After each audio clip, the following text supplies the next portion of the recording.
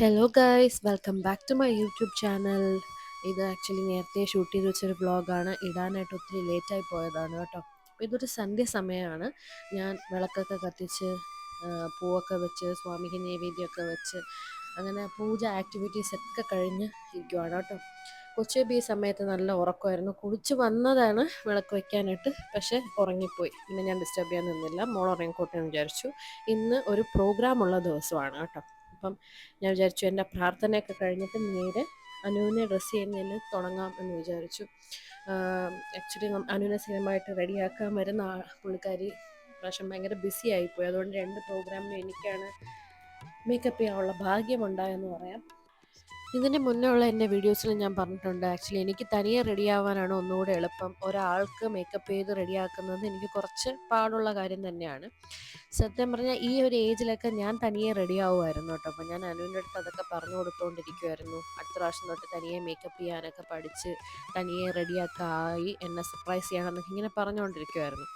അപ്പോൾ നമ്മളൊരു ലോ ബണ്ണാണ് ചെയ്തേക്കുന്നത്, സെൻറ്റർ പാർട്ടീഷൻ എടുത്തിട്ട്.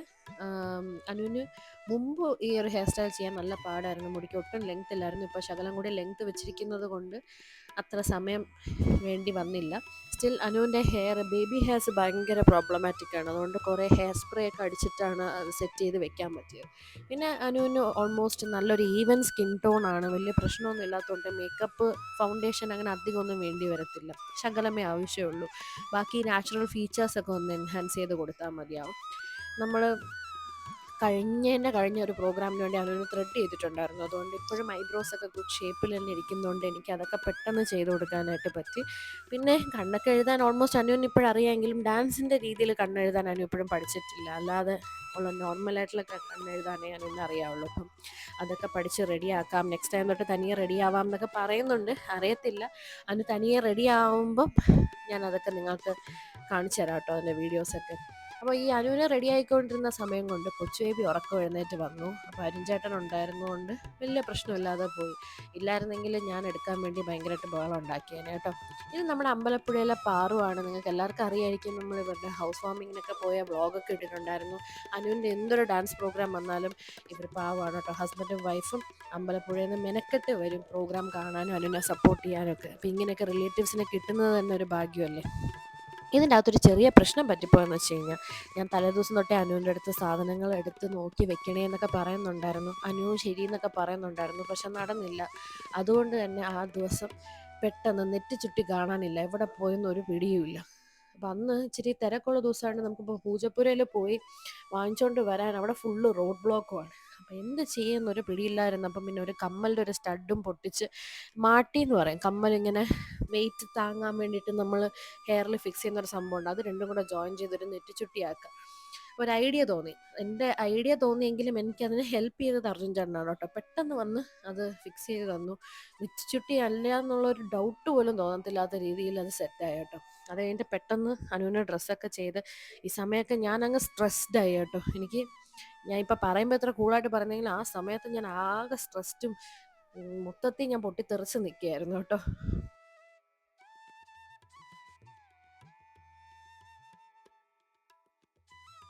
സോ അങ്ങനെ ഒരു യുദ്ധം കഴിഞ്ഞിട്ട് ഞാൻ ദാ റെഡിയാവാനായിട്ട് കയറിയിരിക്കുവാണ് കേട്ടോ. ഓൾമോസ്റ്റ് ഇപ്പം മിക്കവരുടെയും ഒരു പ്രോബ്ലമാണ് ഡാർക്ക് സ്പോട്ട്സ് എന്ന് പറയുന്നത്. അത് ഭയങ്കര സ്റ്റബേണുമാണ്. So what causes dark spots എന്ന് ചോദിച്ചു കഴിഞ്ഞാൽ ആക്നി സ്കാർസ് ആവാം, എക്സസീവ് സൺ എക്സ്പോഷർ ആവാം, അതുപോലെ ഹോർമോണൽ ചേഞ്ചസ് ഒക്കെ ആവാം കാരണം. അതുകൊണ്ട് തന്നെ it is very important to treat these dark spots with efficacious products കേട്ടോ. എന്നാലേ നമ്മുടെ നാച്ചുറൽ ഗ്ലോ റിവീൽ ആവത്തുള്ളൂ, അതുപോലെ ഈവൻ സ്കിൻ ടോൺ ആയിട്ട് ഫീൽ ചെയ്യത്തുള്ളൂ. സോ എൻ്റെ ഈ ഒരു problem I got it cleared with one product. അത് ഒരു അമേസിങ് പ്രോഡക്റ്റാണ്. എൻ്റെ ബ്ലോഗ് സ്ഥിരമായിട്ട് കാണുന്നവർക്ക് അറിയാൻ പറ്റും. അത് ഹിമാലയയുടെ dark spot clearing turmeric face സിറമാണ് കേട്ടോ. ഇതിൻ്റെ അകത്ത് 100% ഓർഗാനിക്കലി സോഴ്സ്ഡ് ടേമറിക് ആണുള്ളത്, with 10% glycolic acid and 2% niacinamide. അതുകൊണ്ട് തന്നെ it is the best combination of nature and science എന്ന് പറയാം. ഈ ഒരു സിറം ഫോർമുലേറ്റ് ചെയ്തിരിക്കുന്നത് Swarasa cold pressed extraction which retains turmeric's actives to its full potential. അതുകൊണ്ടാണ് ഇതിനെ ബെസ്റ്റ് ഓഫ് സയൻസ് എന്ന് പറയാൻ തന്നെ കാരണം. ഇതിൻ്റെ അകത്തെ ടേമറിക് 100 ടൈംസ് ഇഫക്റ്റീവായിട്ട് പ്രവർത്തിക്കുന്നതുകൊണ്ട് തന്നെ നമ്മുടെ ഫേസിലുള്ള ഡാർക്ക് സ്പോട്ട്സ് എല്ലാം വിസിബിളി റെഡ്യൂസ് ചെയ്യാനും ഡൾനെസ് ഒക്കെ കുറയ്ക്കാനും സ്കിന്നിൻ്റെ റേഡിയൻസിനെ ബൂസ്റ്റ് ചെയ്യാനും ഹെൽപ്പ് ചെയ്യുന്നു. ജസ്റ്റ് ഒരു 2 to 3 ഡ്രോപ്സ് ഓഫ് സിറം ഫേസിൽ ട്വൈസ് എ ഡേ അപ്ലൈ ചെയ്തിട്ട് അപ്വേർഡ് അല്ലെങ്കിൽ സർക്കുലർ മോഷനിൽ ജെൻ്റ്ലി ഒന്ന് മസാജ് ചെയ്ത് കൊടുത്തു കഴിയുമ്പോഴത്തേക്കും സിറം അബ്സോർബ് ആവും. കാരണം ഇത് അത്രയ്ക്കും ലൈറ്റ് വെയ്റ്റ് ഫോമിലാണ്, ക്വിക്കായിട്ട് അബ്സോർബ് ചെയ്യുകയും ചെയ്യും. ഈ ഒരു പ്രോഡക്റ്റ് നിങ്ങൾക്ക് പർച്ചേസ് ചെയ്യാൻ ആഗ്രഹമുണ്ടെങ്കിൽ ഇത് ആമസോണിൽ, നൈക്കാൽ, ഫ്ലിപ്കാർട്ട്, അതുപോലെ തന്നെ ഹിമാലയയുടെ ഒഫീഷ്യൽ വെബ്സൈറ്റിലും ഒക്കെ നിങ്ങൾക്ക് പർച്ചേസ് ചെയ്യാൻ പറ്റും. അതുപോലെ ഇപ്പോൾ തന്നെ നിങ്ങൾ പർച്ചേസ് ചെയ്യുകയാണെങ്കിൽ നിങ്ങൾക്ക് ഫ്ലാറ്റ് 30% ഡിസ്കൗണ്ടും കിട്ടും കേട്ടോ. അപ്പം മറക്കണ്ട, വേഗം തന്നെ ഈ ഡിസ്ക്രിപ്ഷൻ ബോക്സ് ഒന്ന് ചെക്ക് ചെയ്ത് നോക്കിയാൽ അവിടെ എല്ലാ ഡീറ്റെയിൽസും ഞാൻ കൊടുത്തിട്ടുണ്ടാവും. ഞാൻ റെഡിയാവുന്ന സമയം കൊണ്ട് നമ്മുടെ ബാക്കി ഫ്രണ്ട്സും ഫാമിലിയൊക്കെ ഓരോരുത്തരായിട്ട് എത്തുന്നുണ്ടായിരുന്നു. ഇതാണ് നാദു കേട്ടോ. കൊച്ചുകുട്ടിയെ കണ്ടോ? ഈ നാദുവിനെ കൊച്ചു ബേബി വിളിക്കുന്നത് കൊച്ചു ചേച്ചി എന്നാണ്. ഭയങ്കര കാര്യമാണ് കേട്ടോ. അപ്പം നാദുവിനെ കണ്ടപ്പോൾ തൊട്ട് നാദുവിൻ്റെ കൂടെ പോയി അപ്പം തൊട്ട് കളിക്കണം കൊച്ചു ബേബിക്ക്. അതിന് വേണ്ടി ബഹളം വെച്ചുകൊണ്ടിരിക്കുകയാണ്. അപ്പോൾ ഒരുങ്ങാൻ പോലും നിന്ന് തരുന്നില്ലായിരുന്നു. പിന്നെ വല്ല വിധേനയാണ് അനു പിടിച്ച് നിർത്തി പാവണയും ബ്ലൗസൊക്കെ ഇടിയിപ്പിച്ച് റെഡിയാക്കിയത് കേട്ടോ. ഇപ്പോഴത്തേക്കും എനിക്ക് റെഡിയാവാനുള്ള ഒരു ടൈം കിട്ടുമല്ലോ. അങ്ങനെ അനു ഉള്ളത് കൊണ്ട് കൊച്ചു ബേബിയെ റെഡിയാക്കി കൊണ്ടുപോകാൻ പറ്റി. ഇല്ലെങ്കിൽ ഒരു രക്ഷയില്ല. ഭയങ്കര സ്നേഹമാണ് കേട്ടോ നാദുവിനെ. കൊച്ചു ചേച്ചിയെ കണ്ടു കഴിഞ്ഞാൽ പിന്നെ നമ്മളെ ആരെയും വേണ്ട.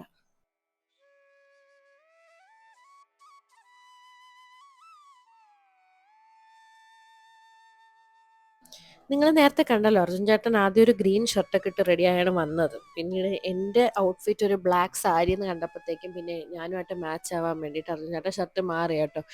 ആക്ച്വലി എനിക്ക് ഉള്ളിലുണ്ടായിരുന്നു അർജുൻ ചേട്ടനും കൂടെ ബ്ലാക്ക് ഇട്ടിരുന്നെങ്കിൽ കൊള്ളാമെന്ന്. പക്ഷെ ഞാൻ പറഞ്ഞില്ല, കാരണം റെഡി ആയിട്ട് പിന്നെയും മാറി ഒക്കെ വരുന്നത് ബുദ്ധിമുട്ടല്ലേ എന്ന് വെച്ച് ഞാൻ പറഞ്ഞില്ല. പക്ഷെ എൻ്റെ മനസ്സ് വായിച്ച അർജുൻ ചേട്ടൻ പെട്ടെന്നൊരു ബ്ലാക്ക് ഷർട്ടൊക്കെ ഇട്ട് റെഡി ആയിട്ട് വന്നു. കണ്ടോ, ആശമയും കണ്ടോ, ഒരു ബ്ലാക്ക് കരയുള്ള സെറ്റും മുണ്ടൊക്കെയാണ് ആശമ എടുത്തേക്കുന്നത്. അപ്പോൾ ഞങ്ങളൊക്കെ അങ്ങനെ ഫുൾ റെഡിയായി. ഈ സമയത്തും ആക്ച്വലി എനിക്ക് ഭയങ്കരമായിട്ട് സ്ട്രെസ്ഡ് ആയിരുന്നു കേട്ടോ. സമയത്തിന് എത്തുമോ എന്നുള്ളൊരു ടെൻഷൻ എനിക്കുണ്ട്. കാരണം നമുക്കൊരു ശകലം സമയം ലീഡായിട്ടുണ്ടെങ്കിൽ മാത്രം നമുക്ക് അവിടെ പോയി സൗണ്ടൊക്കെ ചെക്ക് ചെയ്ത് കുട്ടികളുടെ അടുത്ത് ജസ്റ്റ് ഒന്ന് കയറുന്ന ഇറങ്ങുന്ന എങ്ങനെയാണ്, ബാക്ക് സ്റ്റേജിലൊരു ചെറിയ കോൺവെർസേഷൻ, ഇതൊക്കെ പ്രോഗ്രാമിൻ്റെ ഒരു മസ്റ്റാണല്ലോ. അപ്പോൾ അതിന് വേണ്ടിയും കൂടെ ആക്ച്വലി ഇത്രയും ചെയ്തിട്ട് പോകുന്നത് ഒരു ടാസ്ക്കാണ്. എത്ര നമ്മൾ വിചാരിച്ചാലും ചില കാര്യങ്ങളൊക്കെ അൺഎക്സ്പെക്റ്റഡ് ആയിട്ട് നടക്കും. അപ്പോൾ നമ്മുടെ ടൈമിംഗ് ഒക്കെ ആകെ കൊളായിപ്പോയി. ഇന്ന് അങ്ങനത്തെ ഒരു സംഭവമായിരുന്നു. അത് നെറ്റിച്ചുട്ടി. അതിലാണ് നമ്മുടെ ടൈം മുഴുവനും പോയത്. പക്ഷേ എങ്ങനെയോ നമ്മൾ മാനേജ് ചെയ്തു എന്ന് വേണമെങ്കിൽ പറയാം കേട്ടോ. അപ്പോൾ എന്തായാലും ഇന്ന് ഇത്രയും ആൾക്കാർ വരും എന്നുള്ള ബോധം എനിക്ക് അങ്ങോട്ട് പോയില്ല. ഞാനിന്ന് ഭഗവാന് പ്രസാദം വെച്ചപ്പോൾ ഞാൻ വളരെ കുറച്ച് പ്രസാദം സ്ഥിരം വെക്കുന്നത് പോലെയാണ് വെച്ചത് കേട്ടോ.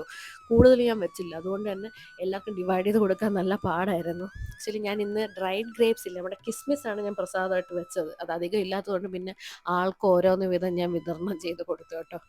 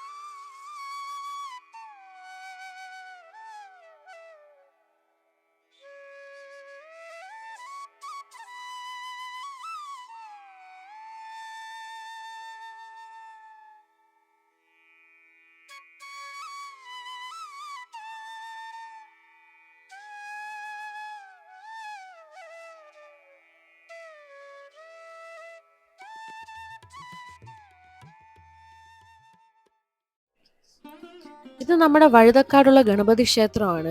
ട്രിവാൻഡ്രത്തുള്ള എത്ര പേര് ഇവിടെ വന്നിട്ടുണ്ടെന്നുള്ളത് ഈ വീഡിയോയുടെ താഴെ കമൻറ്റിൻ്റെ പറയണേ.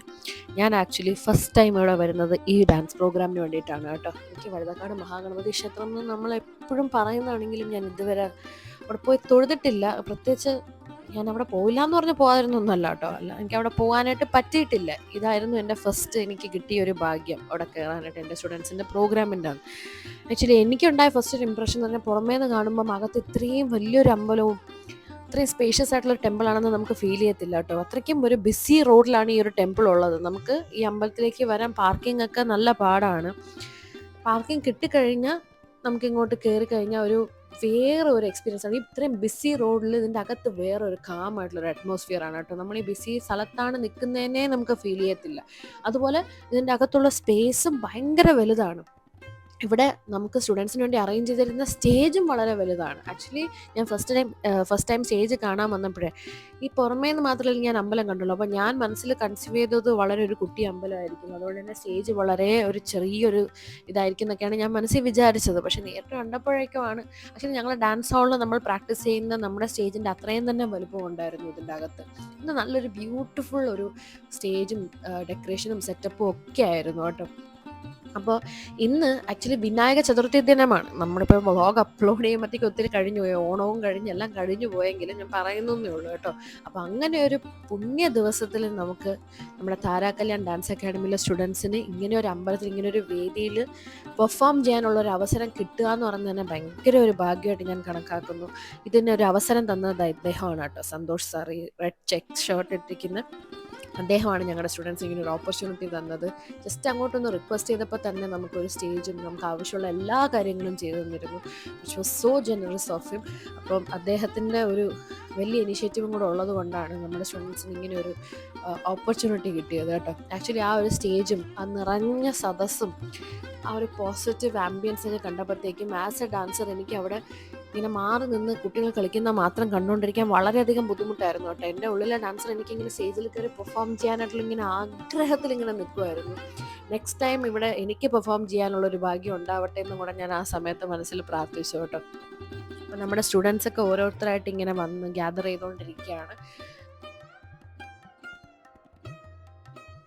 ഇവിടെ ഞങ്ങൾ ഒരുപാട് പരിചയക്കാരെ കണ്ടു കേട്ടോ. അതായത് ട്രിവാൻഡ്രത്ത് നിന്നിട്ട് വേറെ ഒരു സ്ഥലത്ത് നമ്മൾ ആരും മീറ്റ് ചെയ്തിട്ടില്ല. ഈ ഒരു പ്രോഗ്രാമിൻ്റെ ദിവസമാണ് ഇത്രയധികം പേരെ മീറ്റ് ചെയ്യുന്നത്. എല്ലാവരും ഒരു മുമ്പത്തെ ഒരു കണക്ഷൻ വെച്ചിട്ട് കേട്ടോ. കുറേ വർഷം മുന്നേ നമ്മൾ എവിടേക്കോ നമ്മൾ ഒരുപാട് അസോസിയേറ്റ് ആയിട്ടുണ്ട്, സംസാരിച്ചിട്ടുണ്ട്. അങ്ങനെ കുറേ ആൾക്കാരെ കാണാൻ സാധിച്ചു. അതിൽ ഞങ്ങളുടെ പഴയ ഒരു ഡാൻസ് ക്ലാസ്സിൻ്റെ ഓണറിൻ്റെ ഒരു റിലേറ്റീവ് ഒക്കെ ഉണ്ട്. നമ്മൾ പണ്ട് ഡാൻസേഴ്സ് നടത്തിക്കൊണ്ടിരിക്കുമ്പോൾ അതിൻ്റെ ബാക്ക് സൈഡിൽ അവരാണ് താമസിച്ചുകൊണ്ടിരുന്നത്. അപ്പോൾ അന്ന് ഡാൻസ് ക്ലാസ്സിലുള്ള കാര്യങ്ങൾ അങ്ങോട്ടും ഇങ്ങോട്ടും സംസാരിക്കുകയും കുറച്ച് മെമ്മറീസൊക്കെ ഷെയർ ചെയ്തു. അതേപോലെ ഞാൻ കുഞ്ഞായിരുന്നപ്പം എൻ്റെ കൂടെ ഡാൻസ് ക്ലാസ്സിൽ എൻ്റെ കൂടെ പെർഫോം ചെയ്തുകൊണ്ടിരുന്ന കൂട്ടുകാരിയുടെ അമ്മ ഇങ്ങനെ വന്ന് എന്നോട് സംസാരിച്ചു. അതേപോലെ എൻ്റെ അമ്മയുടെ ക്ലാസ്മേറ്റ് കേട്ടോ, അമ്മയുടെ സ്കൂൾ ഫ്രണ്ട് ഇങ്ങനെ വന്ന് സംസാരിച്ചു. അവരുടെ ഒരുമിച്ചുള്ള സ്കൂൾ മെമ്മറീസൊക്കെ ഇങ്ങനെ ഷെയർ ചെയ്തുകൊണ്ടിരുന്നപ്പോഴാണ് അമ്മ വരുന്നത്. ഇതിനിടയ്ക്ക് നമ്മൾ മ്യൂസിക്കൊക്കെ ചെക്ക് ചെയ്യുന്നുണ്ടായിരുന്നു. എന്നെ കുഞ്ഞുവാവയാണ് പാട്ട് എഡിറ്റ് ചെയ്യാനും പ്രോഗ്രാമിന് സോങ് പ്ലേ ചെയ്യാനും ഒക്കെ ഹെൽപ്പ് ചെയ്തത് കേട്ടോ.